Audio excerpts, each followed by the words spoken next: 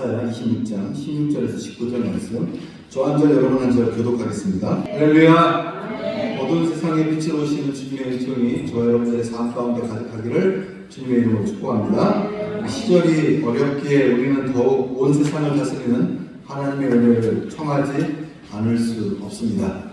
수렁에 빠져드는 사람들을 건져 반석 위에 세우시는 하나님, 지붕 위에 외로운 새와 같은 처지의 사람들의 곁에 머물며 그들의 이야기에 귀를 기울이며 지켜주시는 하나님, 땅의 기초가 송두리째 흔들리고 있을 때 의인들을 굳건히 붙들어 주시는 그 하나님이 오늘도 우리와 함께 계십니다. 이사야 선지자는 하나님의 뜻을 등지고 살아가는 이스라엘 백성들을 준엄하게 꾸짖어 그들이 하나님께 돌아오도록 길을 만들고 있지만, 동시에 극심한 어려움 가운데 낙심한 사람들을 하나님께서 어떠한 계획을 가지고 돕고 계신지를 말하고 있습니다. 그래서 66장으로 이루어진 이사야는 전반부인 39장까지는 흔히 심판의 역사들이 담겨있고 아무런 역사들이 담겨있고, 40장부터는 이제 회복의 역사들, 내 백성을 위로하라 말하면서 그들을 살리시고 위로하시는, 즉 하나님은 우리가 하나님을 떠났을 때에도 포기하지 않으시고 누군가를 보내셔서 그들을 돌아오기를 선언하신 가운데 돌아오는 백성들을 기다리셨다가 그들 가운데 치유와 회복의 은혜들을 허락하신다라고 말씀하고 있는 것입니다. 외세의 침략 속에서 어찌할까를 몰라 당황하는 백성들을 위로하시는 하나님의 사랑을 일깨워 주려고 노력한 것입니다. 이사야는 두려움에 짓눌려 숨소리조차 내지 못하고 있던 사람들이 그럼에도 기쁨과 감사의 노래를 부를 날이 다가오고 있다며 이렇게 말하고 있는데요. 오늘 본문으로 선택하지는 않았지만 본문이 속한 장인 이사야 26장 1절과 2절 보면 이렇게 우리 가운데 증언하고 있습니다. 그날에 유다 땅에서 이 노래를 부르리라. 우리에게 견고한 성읍이 있으며 여호와께서 구원을 성벽과 외벽으로 삼으시리로다. 너희는 문들을 열고 신을 지키는 의로운 나라가 들어오게 할지어다. 아멘. 여기 보면 마지막에 들어오게 할지어다 라는 명령 얻어 있습니다. 우리말 성경에는 잘 나타나 있지 않지만 저 히브리 문장은 들어오게 하라 라고 이렇게 명령으로 쓰여 있습니다. 그리고 1절 끝에 보면 여호와께서 구원을 성벽과 외벽으로 삼으시리로다 이렇게 되어 있지만 원래 원어대로 보면 외벽으로 삼으셨다라고 완료형 문장으로 대응어들을 볼 수 있습니다. 무슨 의미냐면 아직 실현되지 않은 미래의 일이지만 하나님께서는 약속을 지키는 신실하신 분이심을 확신에 차서 말하고 있고, 마치 그 일이 이미 일어난 것처럼 하나님 때문에 선언하고 있다는 이야기입니다. 여러분, 하나님의 하시는 일을 누가 헤아릴 수 있겠습니까? 우리의 생각은 거기까지이고 우리의 경험과 방법도 거기까지이지만 하나님은 여러분 한계가 없으신 그 하나님이십니다. 믿습니까? 하나님이 하시는 일을 깊이 고백한 성경의 지혜자들의 고백 또한 마찬가지인데요. 예로 몇 명만 살펴보면 욥기 9장 10절 11절에 보면 욥이 그 하나님을 이렇게 고백합니다. 측량할 수 없는 큰 일을, 셀 수 없는 기이한 일을 행하시느니라. 누가요? 하나님께서. 그가 내 앞으로 지나시나 내가 보지 못하며 그가 내 앞에서 움직이시나 내가 깨닫지 못하느니라. 그의 모든 하시는 일이 측량할 수 없다. 왜요? 그분은 말씀으로 천지를 창조할 수 있는 분이시기 때문입니다. 또한 시편 77편 19절에서는 70편 시인은 이렇게 고백합니다. 주의 길이 바다에 있었고 주의 곧은 길이 큰 물에 있었으나 주의 발자취를 알 수 없었나이다. 아멘. 하나님께서 하시는 일을 인간의 이성으로는 다 헤아릴 수 없다는 것입니다. 그 때문에 저는 말씀을 보고 하나님께서 행하신 이적들을 볼 때마다 이런 생각들을 합니다. 하나님은 손이 많으신 분이시다. 무슨 의미인지 아십니까? 하나님은 방법이 많으시다는 것입니다. 그분은 우리의 생각을 뛰어넘는 분이시기 때문입니다. 그분이 손이 두 개였다면 이 사람과 이 사람만 돕고 계시겠지만 그분은 손이 많으시기에 저 사람 도울 수 있고 나도 도울 수 있고 그 사람 옆 사람 도울 수 있는 그분은 손이 많으신 분이심을 잊지 않는 은혜가 저와 여러분 가운데 있기를 주님의 이름으로 축복합니다. 하나님은 우리가 생각지도 못한 방법으로 역사를 새롭게 하십니다. 우리의 교만한 자들이 사는 견고한 성을 허무시는 하나님, 그럼에도 불구하고 의로운 사람들의 길을 평탄하게 하시는 하나님을 본문의 장인 26장 5절과 7절에서는 이렇게 고백하고 있습니다. 높은 데에 거주하는 자를 낮추시며 솟은 성을 헐어 땅에 엎으시되 질투에 미치게 하셨도다. 의인의 길은 정직하며 정직하신 주께서 의인의 착경을 평탄하게 하시도다. 아멘. 그래서 하나님을 믿는다는 것은, 우리가 믿음 안에 산다는 것은 자기의 가능성이 아니라 하나님의 이런 가능성을 신뢰하는 것입니다. 내가 할 수 없고 나는 부족하고 나는 연약하지만 나는 그럼에도 불구하고 하나님을 믿기에 내가 아니라 하나님께서 하실 그 일들을 기대하는 것이 믿음 안에 산다는 것이다 라고 말할 수 있는 것이라는 것입니다.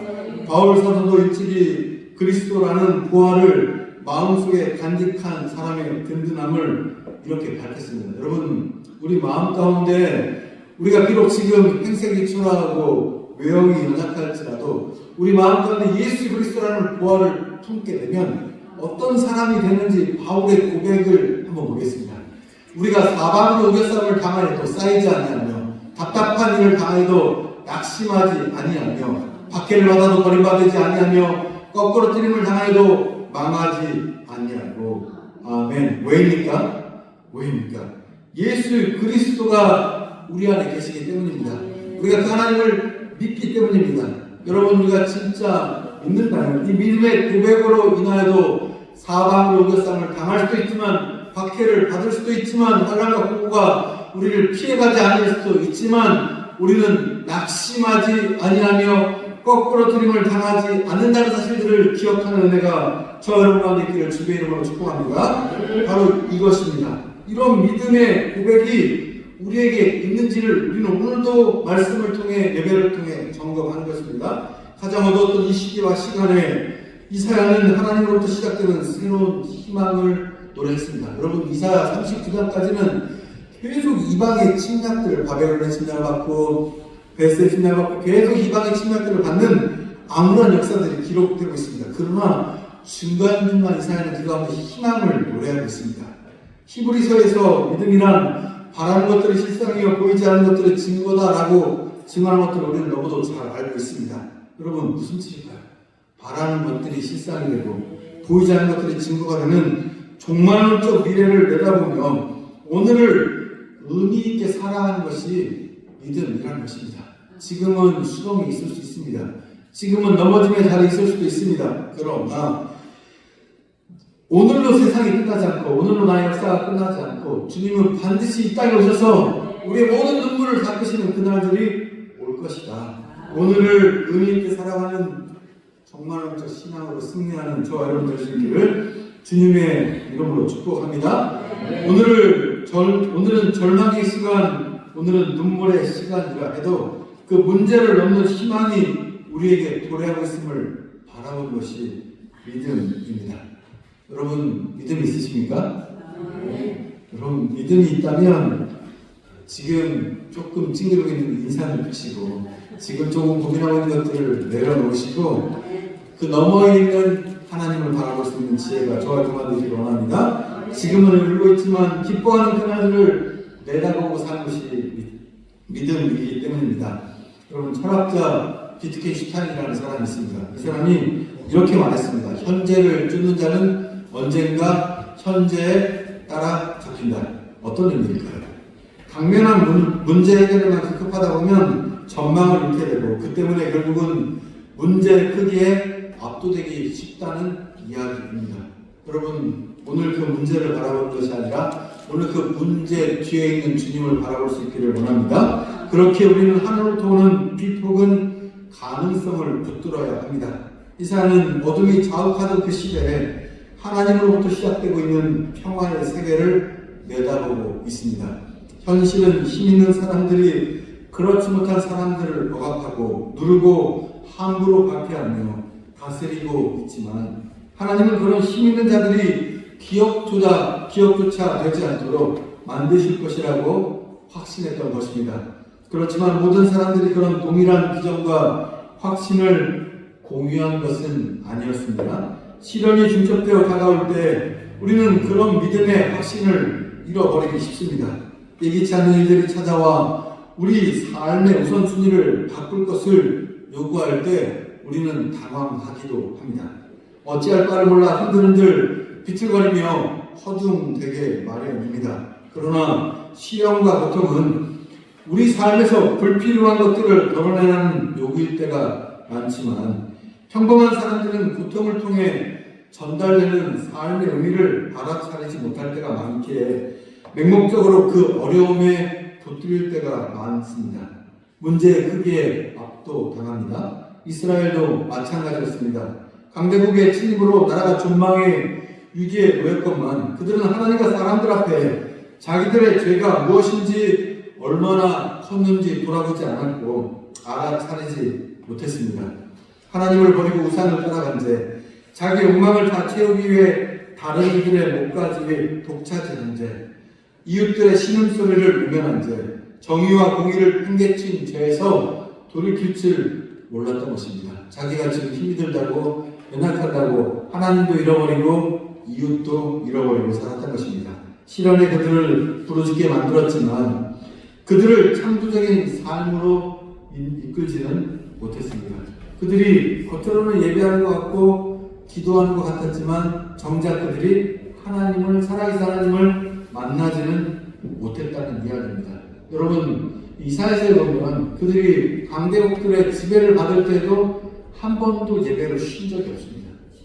그런데 그 예배를 하나님은 받지 않는다라고 말하십니다. 왜냐하면 그들의 마음속에는 그저 예배는 이제 형식에 불과하고 그들의 마음속에 두려워하는 것은 하나님이 아니라 그들을 지배하고 있는 강대국이었기 때문입니다. 하나님은 너희가 아무리 소를 바쳐라, 아무리 염소를 바쳐라, 내가 너희의 그 예배를 받지 않겠다라고 선언하시면서 이사야 1장이 시작되고 있는 것들을 볼 수 있는데요. 그러니까 이들의 기도가, 이들이 부르짖었다고 말하지만 이들의 기도가 진짜 기도가 아니었다는 것입니다. 오늘 본문에 17절, 18절 그래서 우리 가운데 이렇게 증언하고 있습니다. 여호와여, 잉태한 여인이 상기가 임박하여 산고를 겪으며 부르짖는 같이 우리가 주 앞에서 그와 같으니이다. 우리가 잉태하고 산고를 당했을지라도 바람을 낳은 것 같아서 땅에 구원을 베풀지 못하였고 세계의 거민을 출산하지 못하였나이다. 아멘. 그들이 산고를 겪는 것 같이 부르짖는 것처럼 보였지만 여러분, 산고의 결론은 뭐 해야 됩니까? 아이를 낳는 거야 됩니다. 아이를 낳지 못했다는 겁니다. 그들의 산고가 거짓 산고였다는 것입니다.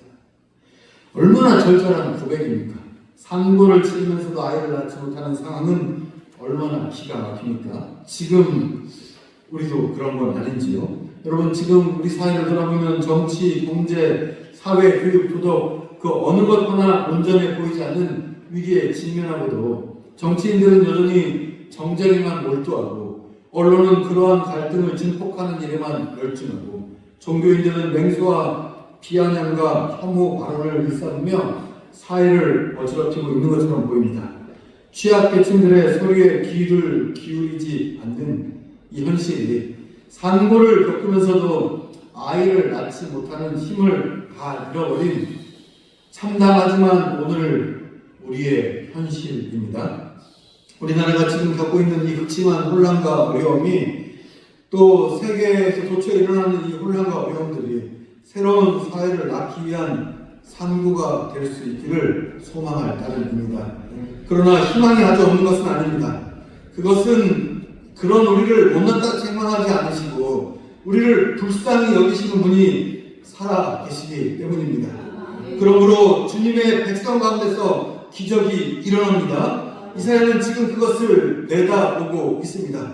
죽은 사람들이 다시 살아나고 무덤 속에서 잠자던 사람들이 깨어나서 소리치게 될 것이다 라고 선언하고 있습니다. 어떤 까닭입니까? 하나님의 빛이 그들에게 비치면 일어나는 일들입니다. 하나님의 빛이 그들 가운데 들어가면 그들에게 비춰지면 넘어진 사람은 일어선 사람이 되고 무기력했던 사람은 활기를 띠게 됩니다. 하나님의 빛이 들어가면 하나님의 형상이 회복되기 때문입니다. 여러분 믿으십니까? 원래 우리는 하나님의 형상대로 지음받은 사람들입니다.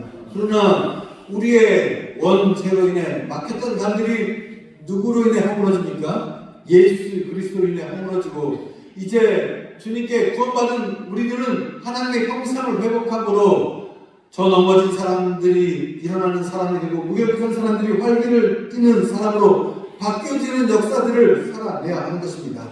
이사야는 하나님의 은혜를 오늘 본문의 19절에서 빛난 이슬이다 하고 그렇게 표현하고 있습니다. 빛은 어둠 속에 우리를 꿈틀거리게 일어나는 생명의 힘입니다. 하나님의 꿈이 애굽에 있던 히브리인들 속에 들어가자 여러분, 그들은 새로운 세상을 열기 위해 애굽을 떠나 가나안으로 향했습니다. 에스겔의 해골의 골짜기에 예언자가 생기를 통하여 태어나자 바람이 불어왔고 해골들이 맞춰서 하늘 군대가 생겨나 그들 가운데 그 군대를 동원하여서 싸움을 했던 것들을 우리는 너무도 잘 알고 있습니다. 갈릴리 어부들은 예수님께서 나를 따라오너라, 내가 너희들을 사람을 낳는 어부가 되게 하겠다라고 부름을 받았을 때 그들은 배와 그물을 버려두고 예수님을 따랐습니다. 주님의 빛이 그들을 일어선 사람이 되게 만든 것입니다. 하나님은 주의 빛을 비추시는 분이십니다. 빛이라고 번역된 히브리어는 오라라는 단어인데요. 이 단어의 뜻은 빛 혹은 기쁨과 행복의 빛이라는 뜻을 가지고 있습니다.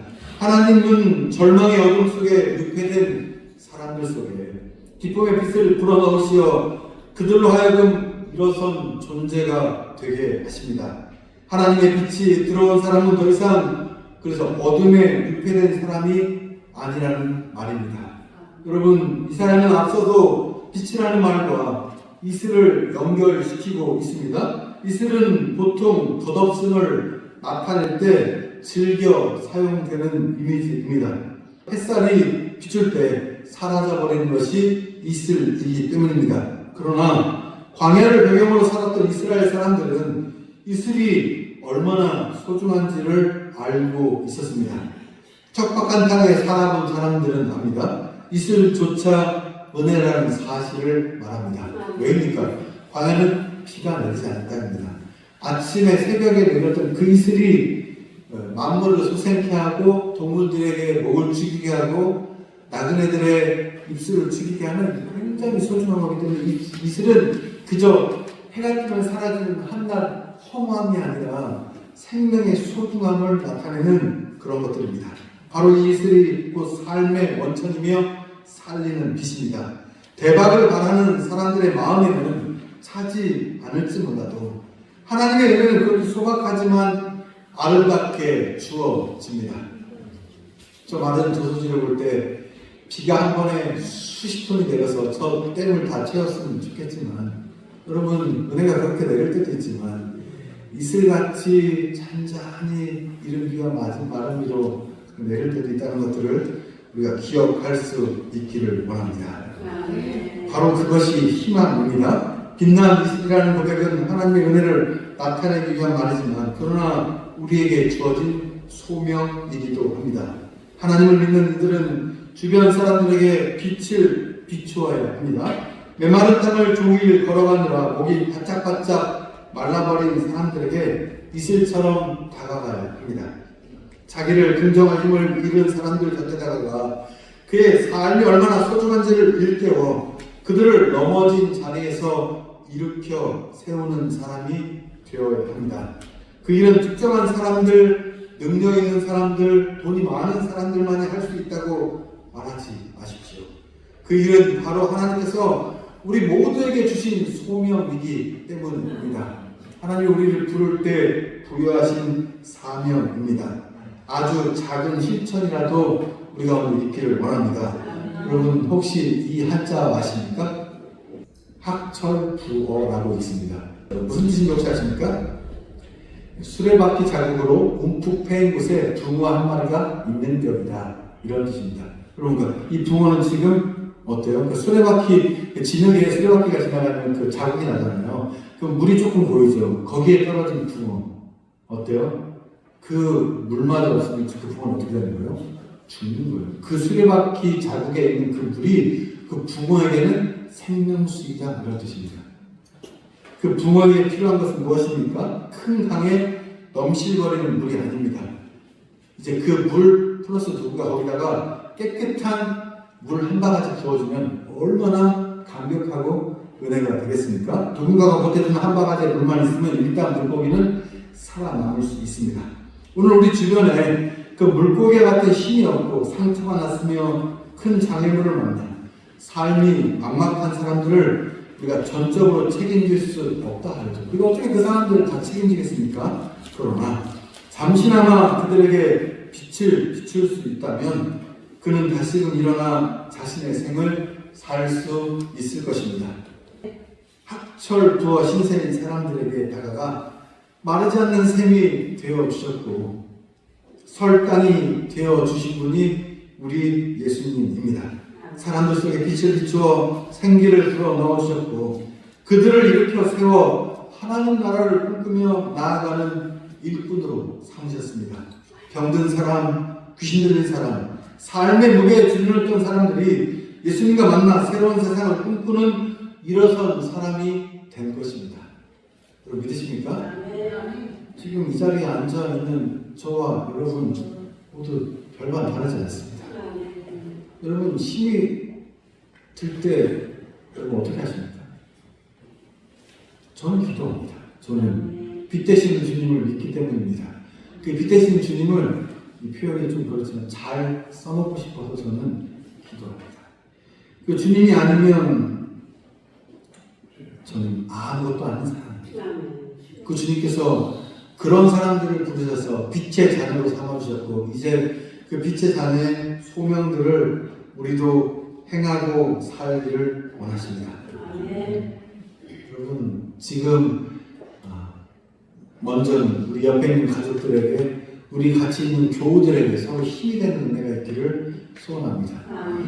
예수님의 빛으로 인해 억눌리고 힘이 없던 사람들이 꿈틀거리자 폭력을 기반으로 하던 로마 제국이 흔들렸습니다.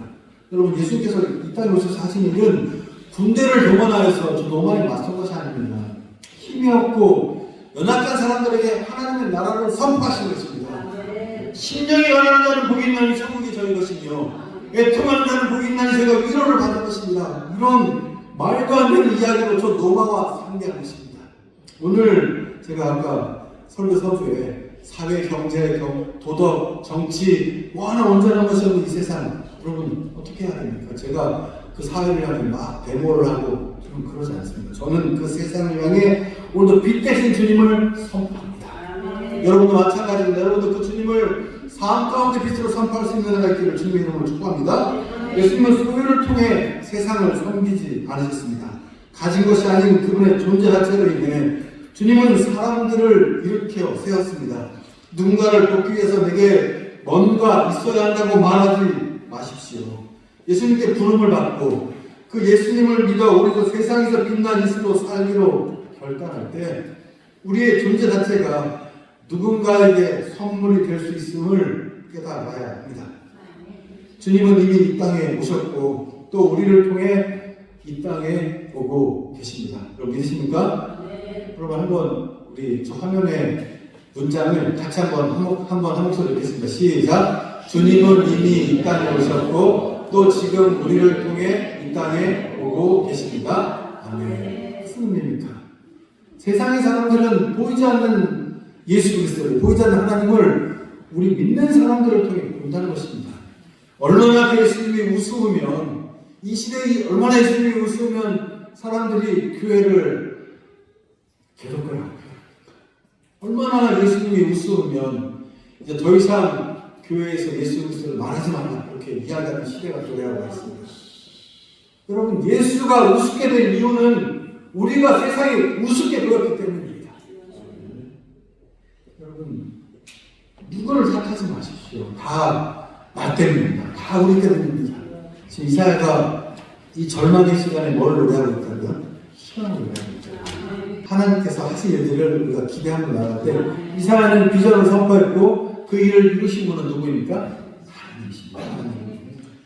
예수님과 더불어 아름다운 세상의 꿈을 가슴에 품고 꿈틀거리는 사람, 그 빛의 은혜가 충만한 사람이 저 여러분 모두가 될 수 있기를 원합니다. 산고를 치르고도 아무것도 낳지 못한 어리석은 삶에서 이제는 벗어나야 합니다.